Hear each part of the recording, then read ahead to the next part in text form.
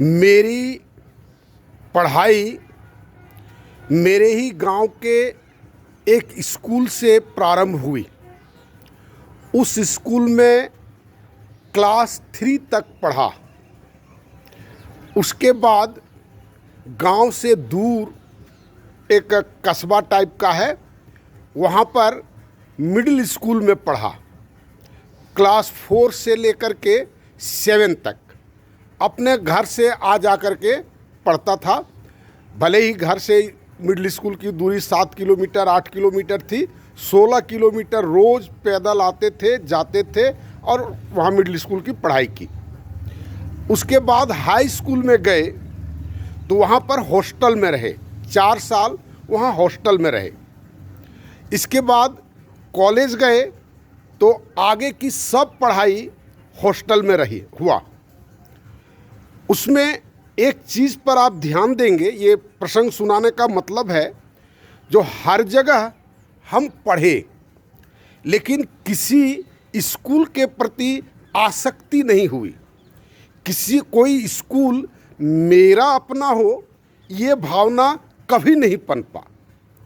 उसके बाद हमको जॉब मिला, हम रहे जहाँ पर जीवन का 60 इयर्स तक अपना घर छोड़ करके दूसरे जगह पर रहे। सौभाग्य से हम जहाँ रहे वहाँ अपना घर बनाए, लेकिन बहुत ऐसा लोग हैं जो कि क्वार्टर में रह करके जॉब करते हैं और उस जॉब में वह 60 ईयर तक जीता है।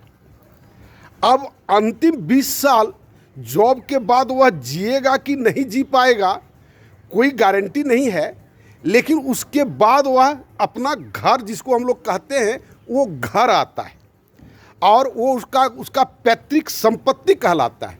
उसके प्रति उसका मोह, आसक्ति, जो सारे चीज़ों को मना करता है, हमारा रिलीजन सब चीज़ों को मना करता है। दुनिया के प्रति मोह नहीं होना चाहिए, आसक्ति नहीं होना चाहिए, त्याग करने की क्षमता होनी चाहिए, बहुत सारा प्रॉपर्टी जो हम लोग धर्म में पढ़ते हैं।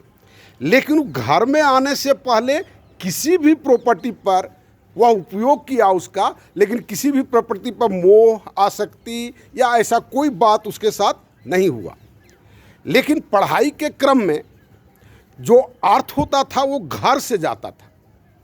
अगर थोड़ा सा ऐसा सोचा जाए ना, जो अगर वो पैसे की व्यवस्था अगर सामाजिक स्तर पर हो जाए, जैसे स्कूल के पेमेंट की व्यवस्था सामाजिक स्तर पर था, बिल्डिंग की व्यवस्था सामाजिक स्तर पर था, उसी ढंग से अगर बच्चों के खर्च की व्यवस्था भी अगर सामाजिक स्तर पर होगा तो वो बच्चा जो पढ़ करके जीवन यापन करेगा वह समाज के प्रति ज़्यादा भक्त होगा, या इस सिस्टम में जो समाज के प्रति है हम लोग जिए वो ज़्यादा भक्त होगा। तो कहने का मतलब जो सारा चीज़ यहाँ पर रह जाता है, हम उसके मार्फत से जी करके आगे बढ़ते हैं। धार्मिक साधना कितना करते हैं ये हम नहीं कहेंगे, ये आप खुद देखें, सुने और धर्म के नाम पर क्या करते हैं। आज ये बात हमको रखने का मतलब, हर जगह पर हमको देखते हैं कि धर्म की भावना को जीने की सुविधा समाज में कहीं नहीं है। हम लोग सब मिलें, आकर के देखें और एक ऐसा सोशल सेटअप बनाएं जिसमें जो धर्म का सपोर्ट करता हो, धर्म को जीने की सुविधा मुहैया कराता हो और वैसा वातावरण तैयार करता हो जो हमको किसी के प्रति मोह, किसी के प्रति आसक्ति, किसी के प्रति दुराग्रह, ये सारी चीज़ें न हो। अगर हम हॉस्टल की याद करते हैं, जितना दिन तक हॉस्टल में जिए, किसी के प्रति दोस्त याद है, वो भवन याद है, वो बिल्डिंग याद है, वो पंखा याद है, वो बेड याद है, बेड के बगल में लगा हुआ टेबल याद है, लेकिन किसी के प्रति कोई आसक्ति नहीं है।